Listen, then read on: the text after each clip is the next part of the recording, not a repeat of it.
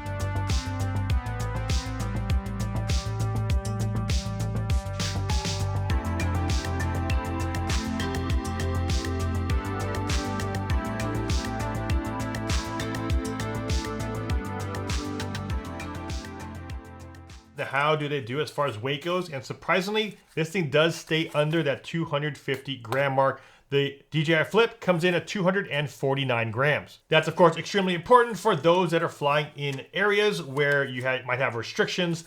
Being under 250 grams, most places don't require you to register your drone with the FAA. If it's under 250, this one comes in at 249. Next, we have the DJI Mini 3, and the Mini 3 comes in at 246 grams, and the Mini 4, we have 249 grams. When it comes out to flight time, we have a rated 31 minutes on the Flip. Here on the DJI Neo, we have about 18 minutes. The DJI Mini 4 Pro can get 34 minutes on the lower capacity battery, like I mentioned earlier, and 45 minutes on the higher capacity. And if you want the longest flight time of all these drones right here, we have the DJI Mini 3. This one has a rated 38 minutes on the lower capacity battery, 51 minutes on the higher capacity. And speaking of battery life, when you get the Flammer combo that has the multiple battery option. You also get this charging hub. And one thing that's nice is that when you use a high enough powered charging cable and brick, you can now charge up to 2 batteries simultaneously. When it comes down to storage, we do have a slot here for a micro SD card, and internal storage, we only have 2 gigs internal. Definitely is a bummer considering we had 22 gigs here on the Neo. I was really hoping that like moving forward on all the drones and action cameras,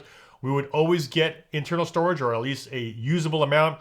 We only have 2 gigs here. Would have been nice if we had something like that, 32 gigs, but we only have 2. Next, we'll talk about wind resistance, and we do have level 5 wind resistance, which is the same that we have here on the Mini 4 Pro, as well as the Mini 3. The Neo is rated for level 4. The one thing I did notice is that when I was flying the Flip, you could tell that the Flip does not fly as smooth as the Mini 3 or the Mini 4 Pro. I think it is because the dynamics change with the propeller guards built in. Now, one thing to note, even though it does have propeller guards, it's meant to take, I would say, some light hits here. It's definitely not as sturdy and robust as the DJI Neo. This one can really take a beating. I've dropped and crashed this thing a bunch, and it still flies perfect. And if you hit it in the right area, your drone can definitely still take a little tumble like mine did.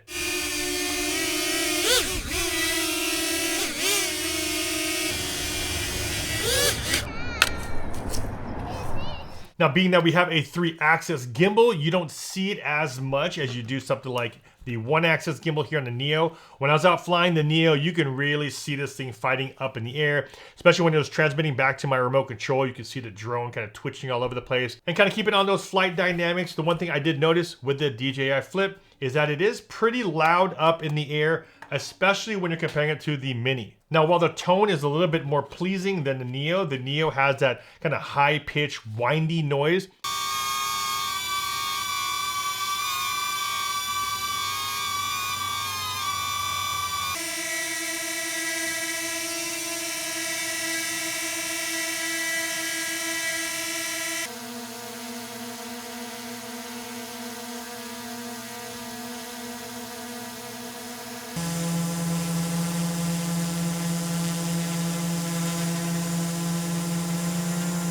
Next, we'll talk about transmission, and that is your signal between your drone and your remote control. Here on the Flip, we have 13 kilometers in range. And comparing that to the DJI Neo, the Neo is rated for about 10 kilometers in range when you are hooking it up to a physical remote control, not your mobile phone. So you are still able to get pretty far with the Neo. The Flip does use the 04 transmission, which is really nice because it's the same transmission that we have here on the Mini 4 Pro, as well as here the DJI Neo. And if you want the longest rated transmission, we have up to 20 kilometers here on the Mini 4 Pro. Next, we'll talk about FPV experience, and that was something that the Neo was such a good drone for because of the fact that you can go from a no remote control experience to using your mobile phone to using a remote control.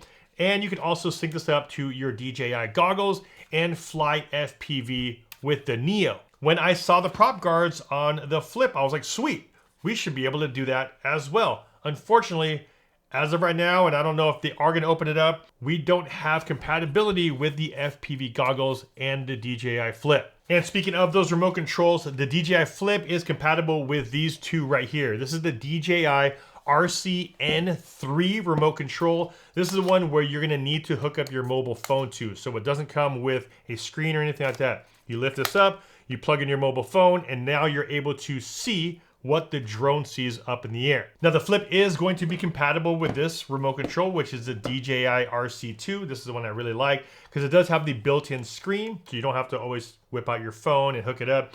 It's all built into the remote control. Now, even though we have that infrared sensor here on the front, that's gonna assist you in lower light front obstacle avoidance. The one thing to note is that we do not have 360 obstacle avoidance like we have here on the Mini 4 Pro. The obstacle avoidance is very similar to what we have here on the Mini, where you really just have the bottom sensors to assist you when landing, which we have here in the very bottom of the Flip. Now, when I saw this gimbal on the Flip, I was like, all right, cool. We should have something similar, I was hoping, to the Mini 3 and the Mini 4 Pro, where we're able to get 4K video as far as vertical true 4K. Unfortunately, we do not have true vertical 4K.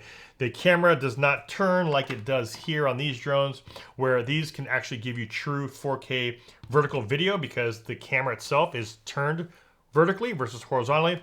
This one does not have that option, but you do have the option in the remote controller in the app to then capture in vertical mode by adding some frame guides. Now, when it comes to some of the shooting modes on the Flip, we have all the ones that are pretty standard on most of the DJI drones. We have things like hyperlapse. We also have features like master shots. Master shots is a really cool one because if you don't want to actually pilot the drone and do a bunch of manual maneuvers yourself, I kind of think of master shots as like quick shots, but it's all in one and the drone will do everything for you. And like I mentioned earlier, we do have the standard quick shots, and the quick shots are a little bit different. The ones that are automated here, if you were just to do one by pressing a button and point it towards you, those quick shots you're able to do. However, you're not able to do at further distances away because of the fact that you're going to be based off of close proximity and that Wi-Fi connection.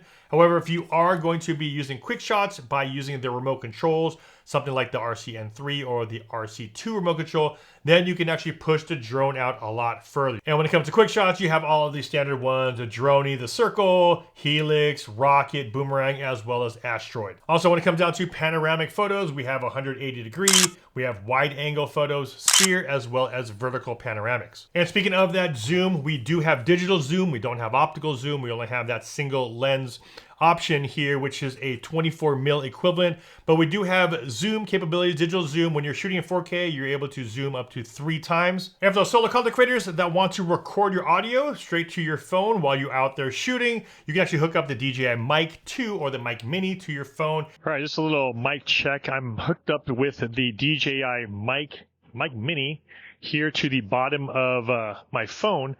I want to see if the audio is recording. So how does the audio sound? Testing 1, 2, 3, 4, 5.